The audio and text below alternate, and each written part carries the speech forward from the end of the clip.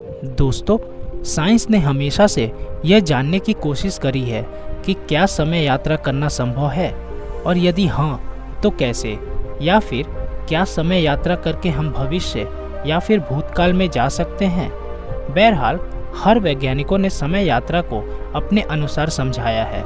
Stephen Hawkins ने भी time travel के ऊपर एक एक्सपेरिमेंट किया था जो टाइम ट्रेवल को एक्सप्लेन करता है। उसी एक्सपेरिमेंट के बारे में हम इस वीडियो में जानेंगे। उन्होंने एक एक्सपेरिमेंट किया कि क्या समय में पीछे जाना पॉसिबल है। इसको जानने के लिए उन्होंने एक पार्टी ऑर्गेनाइज की, लेकिन यह पार्टी केवल समय में यात्रा करने वाले लोगों के लिए थी। जी हाँ दोस्तों, उन्होंने जब पार्टी ऑर्गेनाइज की तो किसी को भी नहीं बताया इसके बारे में। पार्टी खत्म होने के बाद उन्होंने पार्टी के इनविटेशन को पब्लिक किया। उन्होंने उस जगह का टाइम और लोकेशन कोऑर्डिनेट पब्लिक किया जहां पर उन्होंने समय यात्रियों के लिए पार्टी ऑर्गेनाइज किया था, जो कि पहले ही खत्म हो चुका था। मतलब उन्होंने पार्टी पहले रखा और इनविटेशन बाद में भेजा। इसका मतलब अगर कोई टाइम ट्रैवलर इस इनविटेशन को पढ़ता है तो वह उनकी इस पार्टी में ज़रूर आएगा। इसका मतलब फ्यूचर में टाइम मशीन बन चुका है और वो लोग इस लोकेशन कोऑर्डिनेट को पढ़कर उस पार्टी में ज़रूर आएंगे। हम लोग यह तो जानते ही हैं कि अगर हम कोई भी कार्य वर्तमान में करते हैं तो उसका भविष्य उसी के वर्तमान कार्य पर निर्भर करता है।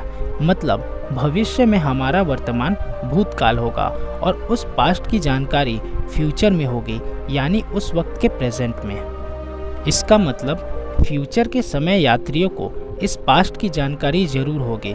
इसका मतलब कि उस कोऑर्डिनेट के थ्रू उनको इस पार्टी की जानकारी ज़रूर मिल जाएगी।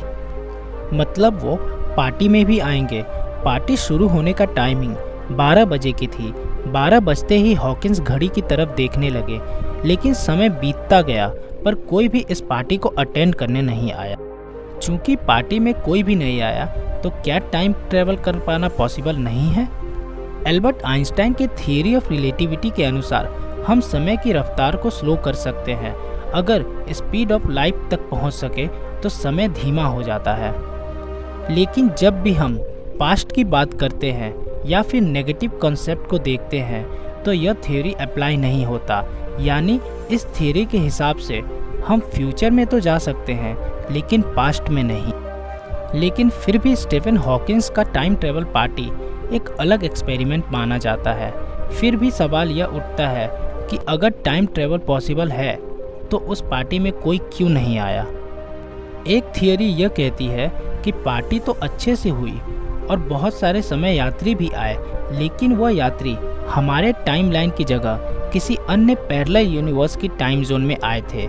क्योंकि अगर आप पास्ट में कुछ भी बदलाव करते हैं तो उसका फ्यूचर में काफ़ी बड़ा प्रभाव पड़ता है। इसका मतलब कई सारे पैरेलल यूनिवर्स हो सकते हैं। मतलब पार्टी तो अच्छे से ऑर्गेनाइज हुई, लेकिन टाइम ट्रैवलर किसी अन्य पैरेलल यूनिवर्स में पहुंच गए। मतलब पार्टी हमारे टाइमलाइन की जगह किसी अल्टरनेट टाइम जोन में हुई। एक थियरी यह भी कहती है कि स्टीफन हॉकिंस द्वारा भेजा गया पार्टी इनविटेशन टाइम ट्रैवलर्स तक पहुंचा ही ना हो, वह टाइम मशीन बनाने से पहले ही नष्ट हो गया हो। एक थियरी यह भी कहती है कि उनको इनविटेशन तो मिला, लेकिन टाइम ट्रैवलर्स को मालूम था कि यह एक एक्सपेरिमेंट था जानने के लिए कि टाइम मशीन बनाना पॉसिबल है या नहीं। आप यह भी सोच कर देखो कि अगर फ्यूचर में टाइम मशीन बनता भी है तो उसका एक्सेस सबके पास नहीं होगा और उसका इस्तेमाल रैंडमली नहीं किया जाएगा और उसका उपयोग इतनी आसानी से पास्ट में जाने के लिए नहीं होगा, क्योंकि पास्ट में अगर थोड़ा भी फेरबदल होता है तो उसका असर उनके वर्तमान पर होगा। बहरहाल और भी कई सारी थियरीज इस पार्टी को लेकर है।